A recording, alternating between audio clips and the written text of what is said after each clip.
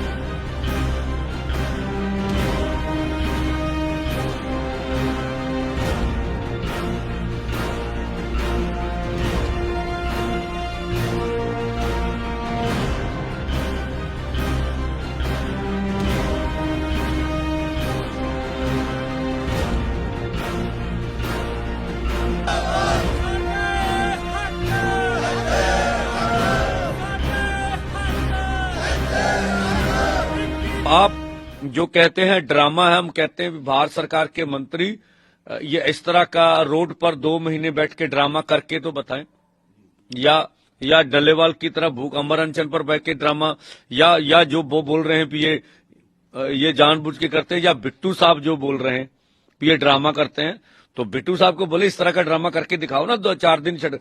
दुख की बात है जो जिन भी लीडरों को आम जनता ने चुना, ठीक है, वो आज महलों में बैठे हुए हैं, चाहे एमपीज हैं चाहे एमएलए हैं।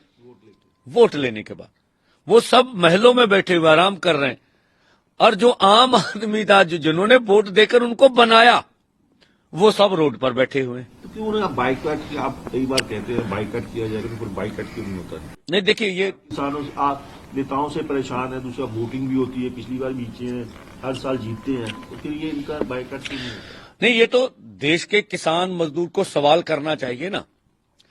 फिर देखिए, हमने आपको आम से खास बना दिया, आप महलों में आराम की जिंदगी जी रहे हो, और ट्वीट करके भी हमारे ऊपर एहसान करते हो। भी हमने ट्वीट कर दिया आपके पक्ष में, बयान दे दिया जी आपके पक्ष में, तो ये लोगों की अवेयरनेस ही हमारी जीत है।